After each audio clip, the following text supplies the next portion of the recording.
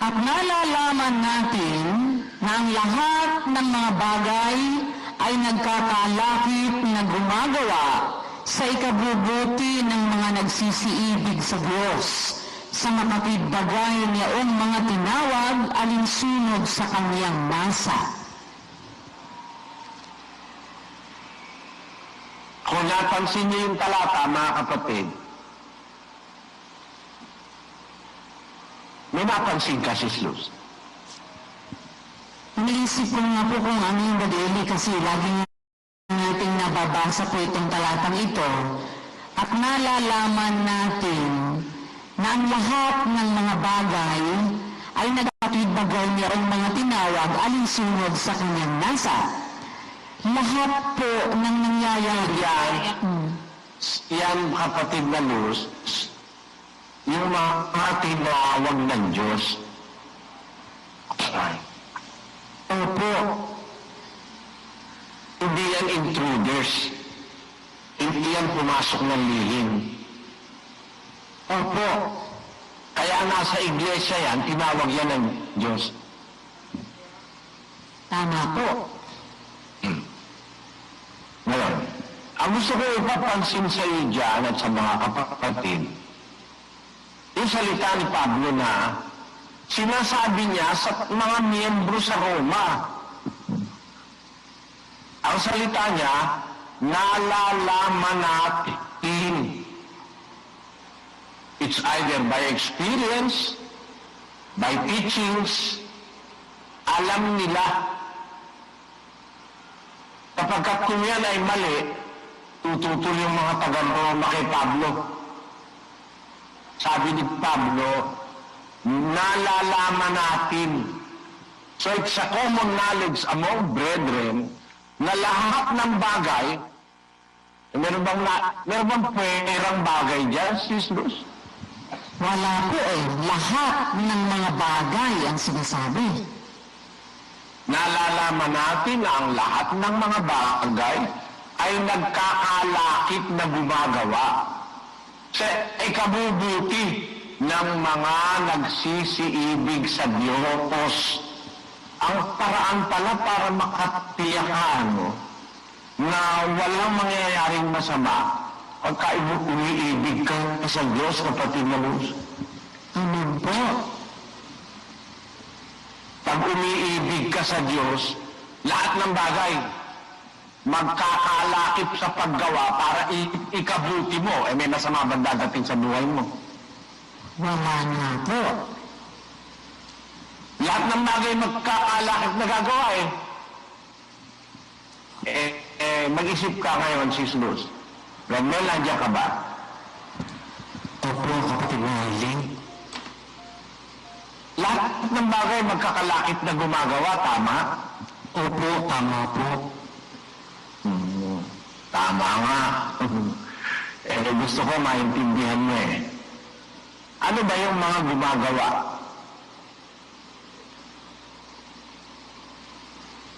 Marami po, kagaya ng kapwa-tao po, kapatid na Eileen. Ano pa?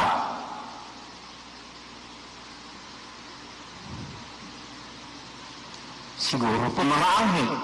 Opo. Di ba gumagawa rin mga anghel? Nagbabantay Opo, tama po. Tama? Opo. Yung kaaway, di ba gumagawa rin yun? Gumagawa rin nga po yun, kapatid na Eileen. Pero walang kamalay-malay yung kaaway.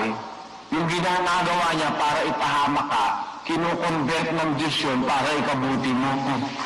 Salamat sa Diyos. Amen. Bigyan kayo ng halimbawa para maintindihan niyo mga kapatid. Di ba gumagawa ako?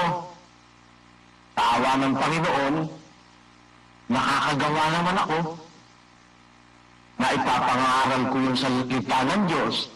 Sa Pilipinas siguro, walang makakaral na kagaya kung nagsasalita ng salita ng Diyos. The manner and the way I am doing it, wala sigurong ganun sa Pilipinas Totoo naman po yun, kapatid na Eli. Totoo po yun. Hindi, gumagawa ang mga kapatid. Wala sa kamalay-malay, masamang-masama na ang iniisip sa atin ng ating mga kaaway na iglesia. Nagkaisa-isa yung 5 iglesia sa Channel 13. Si Kibuloy, si Almeda, si Periol, nag-ano sila? Nag-file sila ng reklamo sa Channel 13 na palayas tayo. Kaya pala tayo napalaya sa Channel 13, meron pala silang ipinail na pagka hindi tayo pinaalis, sila ang aalis, 5 sila. Di, pinaalis tayo sa Channel 13, walang paliwanag. Tinatanong natin ang dahilan, makakabayad naman tayo. Pinaalis tayo. Nung makaalis na tayo ron, nagpunta tayo. Saan tayo napunta, Daniel? Ang nalipatan po natin noon, kapatid na Eli, yung RJTV 29. RJTV 29. Na dun sa RJTV 29, mas mura ng kaunti kaysa sa Channel 13. Pero kahit mura ng kaunti, dahil hindi naman sikat yung stasyon, mas mahaba ang oras natin. Tandaan mo yun? Opo, talagang mas nakakabilog-bilog po kayo noon sa pag-Bible exposition nung nasa RJ po tayo. Ang nangyari, sumunod na pangyayari, yung RJ na walang rating, nagkaroon ng rating. Tumaas ang rating niya dahil dumami ang tagapanood nung mapunta tayo ron. Tama? Tama po yun. Nasama po sa mga surveys po yun, kapatid na Eli. Nung mataas na rating niya, may pinagmamalaki na yung RJ29, nilakad naman tayo ng mga iglesia ni Manalo para mapalayas doon. Tama? Ganun nga po. Di gumagawa talaga yung kaaway. Saan tayo napunta? Daniel? Nalipat naman po tayo, awa ng Diyos, sa SBN 21 naman po. Yung SBN 21 naman, nabubulok-bulok na estasyon, nung malipat tayo, tumaas naman ang rating. Tama? Opo, tama po. Dumami yung mga nanonood. Nagpupunta sa studio. Tama? Tama po. Unting nakabalita ngayon ang dating daan. Pinagkakaisa-isahan tayo. Lalo tayo nababalita. Nung mga panahon na yun ako, kinumbida ni Corina Sanchez para interviewin. Dahil nung mga panahon na yun, ginagaya na yun ang dating daan, ginawa ng ang dating doon. Diba? Inispook na nila, ginawa nilang kapatawanan. Lalo naman tayo sumikat, no? Yung sumikat yung nasusulat, nakababasa, gano'n. Nung nilakad na naman ng kaaway na mapaalis na naman tayo sa SBN 29. Daniel? 21 po. SBN 21. Saan tayo nasalta? Yun po, awa ng Diyos, nalipat po tayo sa UNTV 37.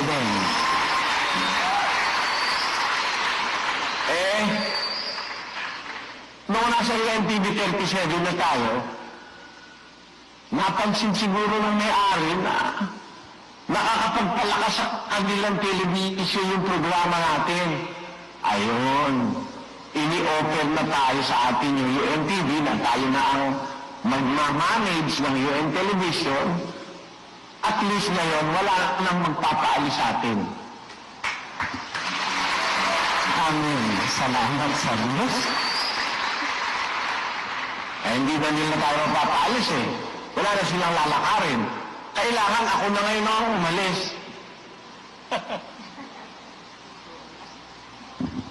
Paano kung kailangan na ikaw na po ang umalis, kapatid na Eli? Ako na ang itinarget nila, hindi na yung programa. Ako na mismo. Di ba, pinagdidimanda na ako.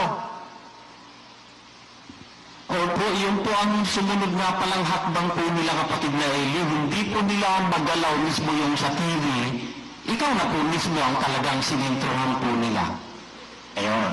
At hanggang sa nagkalit, dami na ng demanda, hanggang sa ang nangyari ngayon ay mapanganib na ang sitwasyon. Nilulusog na tayo ng mga NBI dyan, kahit libel lang ang kaso, wala namang criminal na para bang violence na ginagawa tayo, libel ang kaso nila, nilusog na tayo ng mga NBI na Iglesia ni Manalo. National Bureau of Iglesia ni Manalo. Ang nangyari, magkakaroon na ng confrontation. Sabi ni Frank Chavez, yung dating Solicitor General, Brother Eli, matindi na lakaban mo. Pagka ikaw ay sinampahan ng kaso na no bail, mangyayari, makukuha ka na nila. Baka mapatay ka na sa kulungan, sabi niya. Tinanong ko yung kapatid na judge, kapatid, ano po sa palagay mo? At sabi ni judge, Brother Eli, meron na akong anak sa London. Iilan lang naman sila sa bahay, malaking bahay nila. Doon ka lang muna. Umalis ka muna sa Pilipinas kasi pag nakuha ka, pwede silang magparayot sa kulungan at papatayin ka sa kulungan. Ang riot ka, 20 mil lang. Sabi ng kapatid ng judge, 20 mil lang ang riot. Gagastos lang sila ng 20 mil. Magkakarayot na. Pag kami napatay, walang mananagot kasi riot eh. Walang maituturong pumatay. Riot kasi. Kaya mapanganib ka, sabi niya gano'n. Pag kinuha ka nila sa pilitan, ang mga kapatid magtatanggol, yung mga bodyguards mo, mapapahamak. Mabigat ang loob ko. Parang ang analysis ko, bakit ganito kalulupit ang kapwa-tao? Sabi ko, bata pa ako, nakaramdam na ako ng kalupitan ng kapwa. May mga ka-eskwela akong manlupit. Buti na lang kakampi ko yung mga teacher ko. May mga walang hiya talaga kasi bata pa, may mga walang hiya na eh. Hanggang ngayon ba naman? Kasi noon na yung ganyan, mahigit na akong 50 noon eh. 59 na ako noon eh. Nang maalis ako sa Pilipinas eh. Napakahirap kong nandinaanan ko kung saan kami para lang makaiwas sa pang-ano ng Iglesia ni Manalo. Hindi na, wala kaming pag-asang makapangaral. Sabi ko, saan kaya tayo pupunta? Hindi naman ako pwede bumalik na sa Pilipinas kasi sa airport lang daw, sasalubungin ako ni Amurao. Sabi ng mga walang yung Iglesia ni Manalo, yung ministro. Ang kapatid na Yuli naman, naghahanap ng bansa kung saan pwede kang tumira at mangaral. Hanggang sa merong nakontak na taong kapatid na Yuli, Swedish, taga Sweden. There is a place for you. I will look for a place for you, sabi niya. Sige, nagtiwala naman kami, dinala kami sa Brazil. Sabi ko kay kapatid na yun, ilan mo sa internet? Ilan ang Katoliko sa Brazil? Ang Katolik pala sa Brazil, 90% Katoliko. Naku, yung kako maganda dyan dahil baka maraming tao ng Diyos dyan. Pagdating po namin sa Brazil, sabi ng abogado na taga-Brazil, Mr. Soriano, you cannot go out and preach. Why? Because you have so many cases. They might get you. Wala ako. Talagang parang pinagsasakluban ako ng langit at lupa pagka nakakausap ko yung mga abogado. Can you not do anything? Sabi niyo gano'n sa kanya. I can do something, sabi niya. But we will need money. Yes, I will borrow money. Pera lang pala katapat ng abogado. Humingi ng ano? $100,000. Naku po, nangutang na ako. Inutangan akong kapatid 3 dyan sa Pilipinas para makapag-raise ako ng $100,000. Isa yun si kapatid millionaire. Ayun. Madalit sabi nakabigay kami.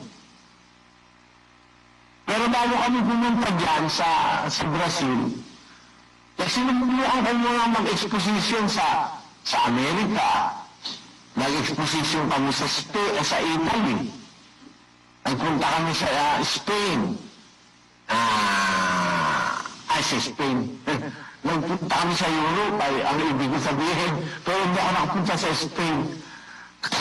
Marami kaming pinagtanungan sa Spain, sa Italy, sa Netherlands, sa Norway. Mga in-inquire namin. Para kami makakilos, pumunta ako sa London. Nag-exposition kami ron. Dito nga nakadiskusyon ng isang Muslim na pagkatapos ng usapan sabi niya satisfied daw siya. No? Nag-exposition kami. Pero hindi kami makatigil sa isang lugar. Mga kapatid, wala naman akong visa na matagal, wala akong permanent resident. Ayun, yun ang nagtulak sa amin para kumuha ng isang bansa na kung saan ako pwede magtagal na hindi kami biyahe ng biyahe, napapagod na po ako. Unang-una, yung sumakay sa aeroplano, kung sasakay kami sa aeroplano, 12 oras kami sa aeroplano pag kumakalog na yung aeroplano, kumakalog na rin yung dibdib ko dahil para bang yaksan kasi sumakay sa aeroplano. Ayun.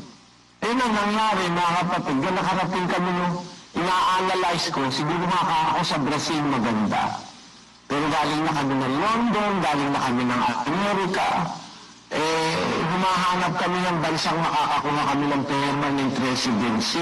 Pwede kami magtagal na hindi kami aalis. Pagkaraan ng 6 na buwan, aalis ka na naman. Paano rin ganun kasi mga bansa Ayun po. Nakarating kami ng Brazil. Pero nung umpisa, ilang buwan, hindi daw pwedeng mangaral, sabi ng abogado.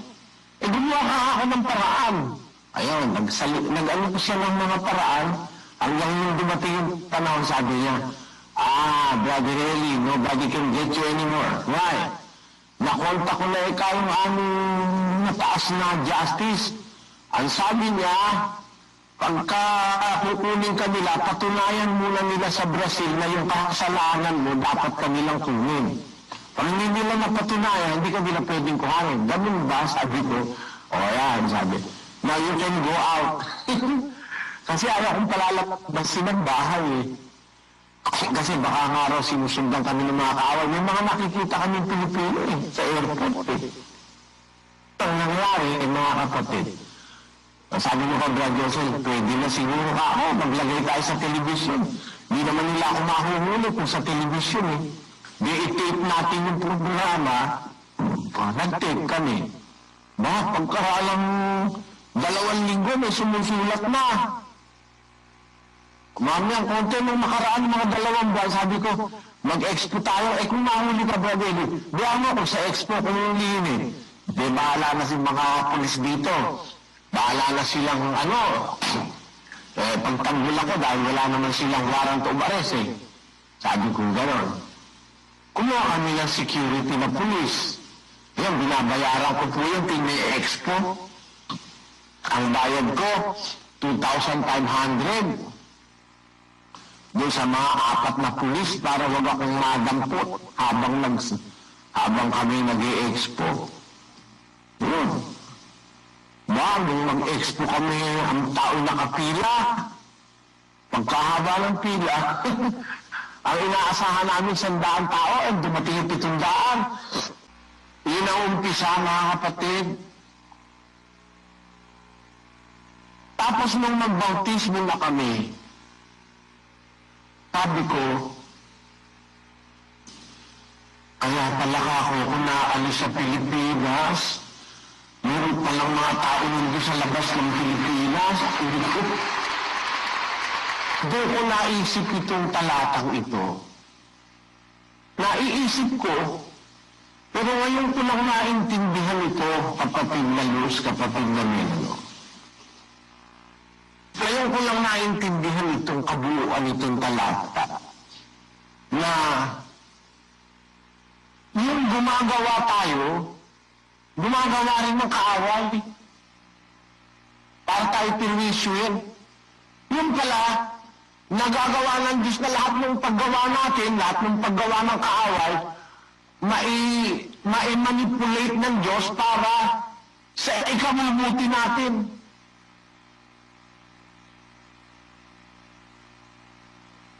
Naintindihan mo na, Sis Luz? Ang Brother Deli, awa ng Diyos, naintindihan ko po yun.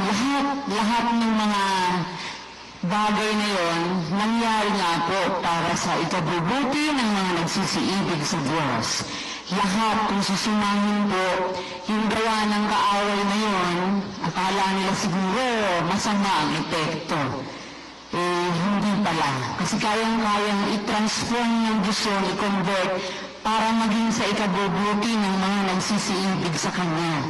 Yung akala nila yung masama para sa atin, gagawin nilang mga paraan para tayo'y pahamak, pero hindi ka po pwedeng magtagumpay. At yun nga po sinasabi niya na nalalaman natin. Kaya, Yun nga, napakadakila kung susumahin mo, napakadakila ng paggawa ng Diyos. Opo. Doon sa punto na yun, gusto ng aking kalooban na sambahin ng Diyos, pasalamatan siya. Kung naintindihan ko na, yung salitang lahat ng bagay magkakalakit na gumagawa. Tayo gumagawa ang mga anghel. Gumagawa yung mga demonyo. Gumagawa si Satanas, gumagawa ang kaaway. Pero ang nasa ibabaw ng lahat ng paggawa, ang Diyos. Pwede niya palang lahat ng gawain na yun, pagsama-samahin niya para ikabuti mo. Opo. Talagang ikinabuti ko kasi biro mo nakita ko na nakasangkapan ako ng Diyos. Doon sa mga taong iba pang wika, iba ang kostumbre, iba ang lahi. Naging maliit na kasangkapan tayo ng Diyos. Naparamdaman yung ginamit ka ng Diyos. Kaya salita ni Pablo, nalalaman natin. It is through experience sometimes that we know that God operates in us. Na ang Diyos ay gumagawa sa atin. Na ang Diyos ay ginagamit tayong maliliit na kasangkapan. Naramdaman ko dun sa talata na yun, nung isang madaling araw, na biro mo ginamit ng Diyos, pati presidente ng Pilipinas, para mapaalis ako sa Pilipinas. Ginamit si Gloria. Mapapagsuma-suma mo ngayon, kaya nawala si Erap. Kasi si Erap, may ano sa akin si Erap parang gusto ako ni Erap na kaibigan Pinatawag pa nga ako sa bahay niya Ito si Gloria, tunta pala ng iglesia ni Manalo ito. Yun. Biro mo pati presidente ng Pilipinas ginamit para mapaalis ako sa Pilipinas.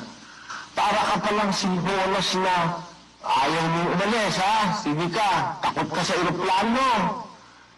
Papaalisin kita riyan. Ayun. Ngayon, linggo-linggo nasa eroplano ko. Kung alin yung kinatatakutan ko, ngayon doon ako sakay ng sakay. Kasi hindi naman po pwede kung umabot kundi ako mag-eroplano. Dahil 3,000 kilometro, mahigit na 3,000 lalakbayin mo. Kung hindi ka mag-eroplano, siyam mga adulto sa daan, kapatid na Luz. Yun, napagsuli ko ngayon, tama nga ang sinasabi ni Pablo, alam ng kapatid, alam din niya.